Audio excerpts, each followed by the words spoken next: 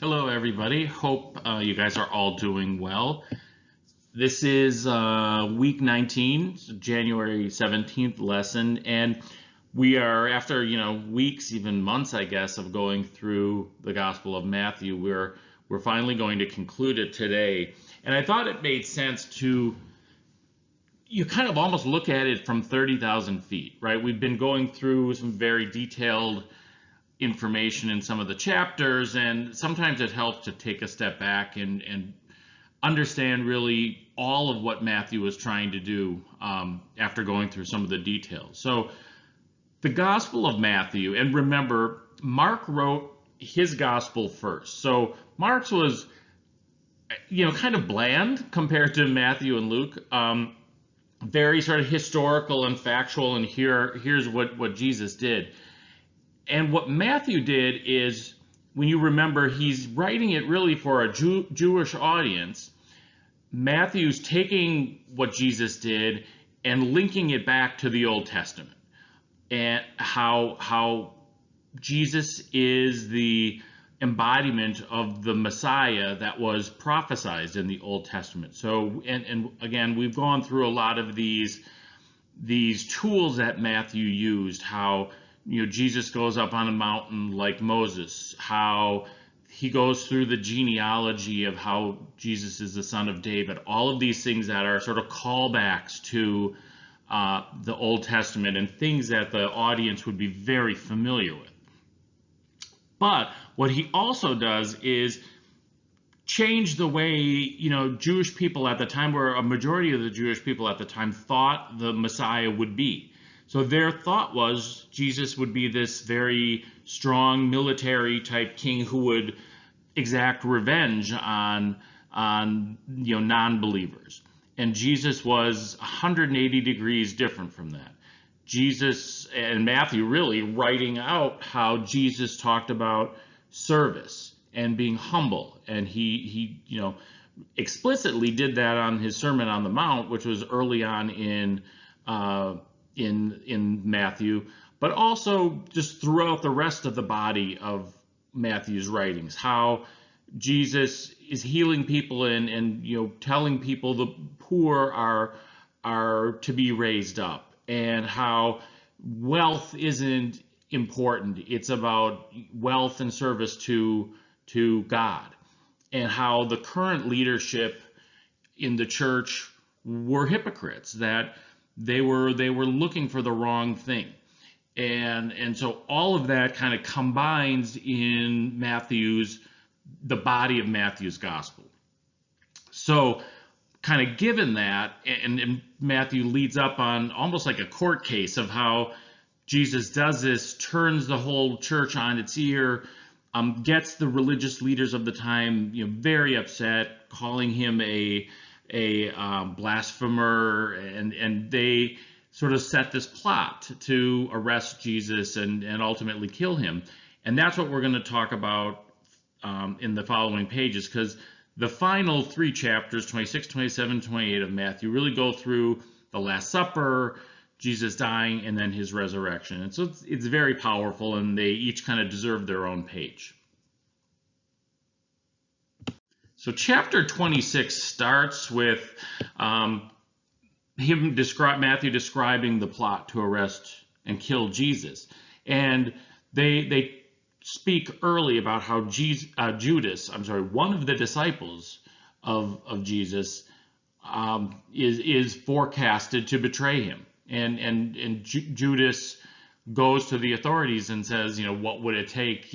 How much money can I get for this, right? It's sort of the ultimate, betrayal, because it's not only setting him up to die, but it's also going against everything that Jesus has talked about in terms of, getting to the kingdom of God. And then Matthew goes into the Last Supper. And it's really powerful section of this chapter, and it's worth reading because, we do this every Sunday, right? There's part of this where, first off, Jesus lets Judas know that he knows that he's going to betray him, right? And so you can't get anything past him. And Judas ends up doing it anyway. But the bigger piece is Jesus taking the bread and the wine and saying, breaking it and saying, this is the covenant, right? This is such an important part of our religion and our belief that this is communion. This is a mystery, a sacrament that we do on a weekly basis, where we believe we're taking the same body and blood of Christ that the disciples got on that night. And it's a covenant, it's an agreement, it's a pact that because we believe this, we will someday get to that kingdom. And that's why it's so important. And then Jesus also says, look, I know, Peter, you're going to deny me 3 times. And Peter's like, no, there's no way, I'm not going to do that. But that's also part of it, and that does end up happening. So it's Jesus sort of coming to terms and making sure his disciples understand this is happening. And there are certain things that are going to happen before I actually die. And then Jesus takes 3 of his disciples and he goes to Gethsemane, and there's a picture of it over to the right where they fall asleep, but Jesus is praying to his Father, and he's extremely sad. Like, he starts to understand, physically, his physical time on earth is coming to an end very shortly. And it's a very famous sort of time or a point in time in our religion, that there's a recognition of the sacrifice he's going to do for all of us.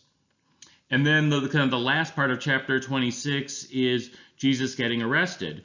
And after he's arrested, the prophecy that Jesus had of Peter's denial happens. Like, they question Peter, and he said, no, I don't know him. And he says this 3 times. And it's then sort of this realization for Peter that this is really happening, and all of the things that Jesus has said before are true. And it's the whole thing together, when you read it, is really, really powerful to listen to. Chapter 27 starts with Judas realizing the gravity of his betrayal, that he realizes Jesus will be executed on this day, and he ends up hanging himself. And before he does that, he returns the 30 pieces of silver that he had gotten basically as a bounty for betraying Jesus. And he's like, I don't want this money. This is blood money. I'm sorry, I'm helping put an innocent man to death. And the leaders were like, we don't really need the money either.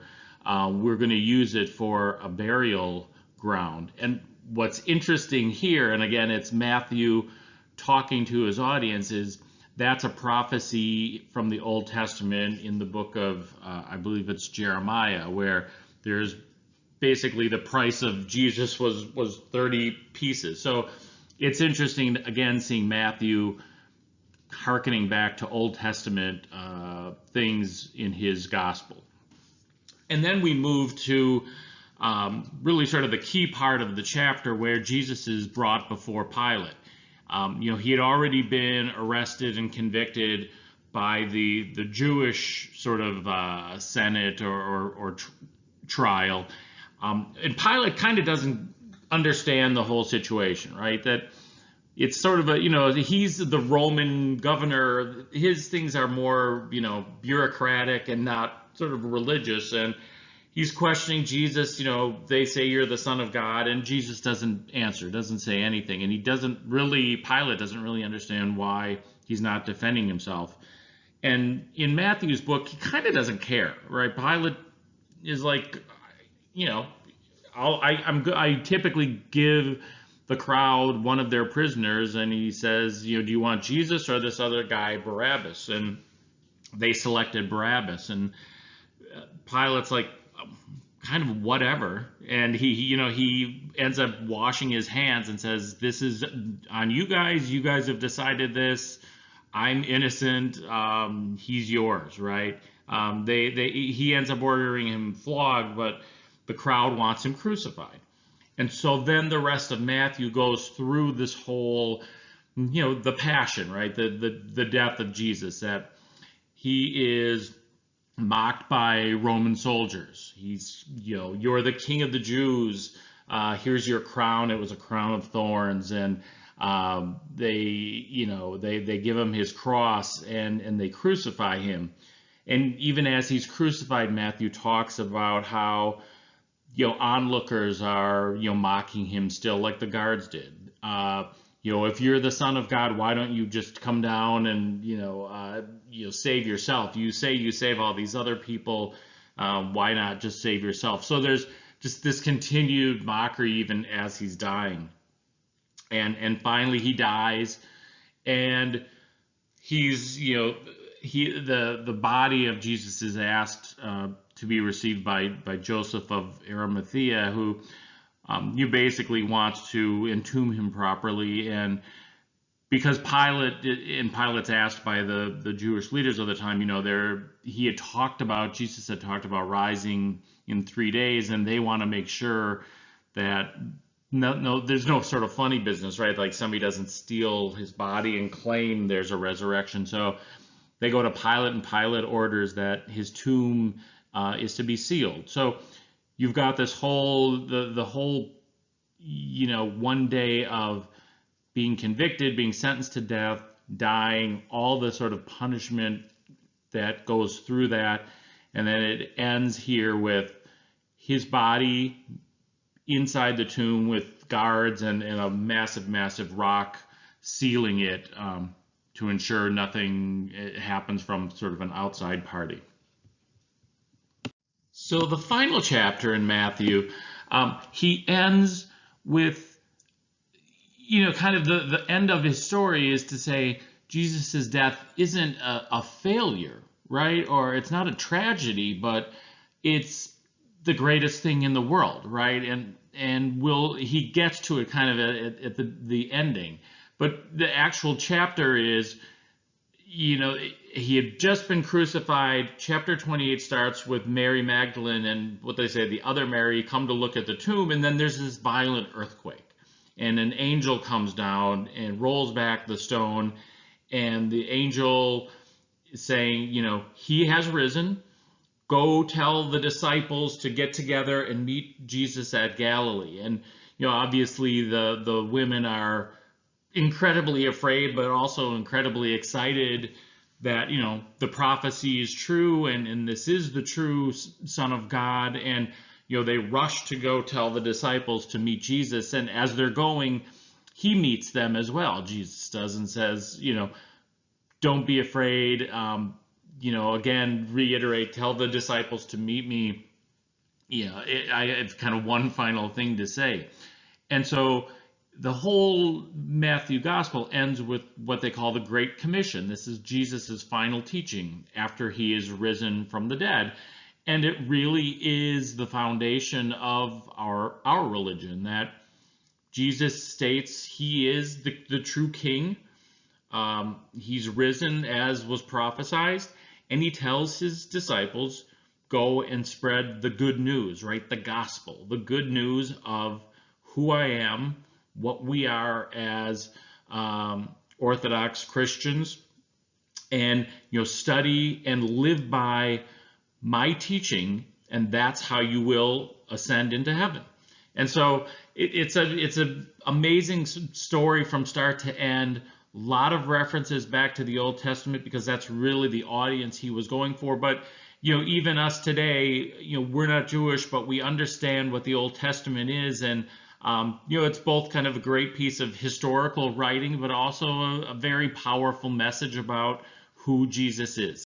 So with that, I will leave you. Hopefully you have a very good week, and I will see you next Sunday. Thank you.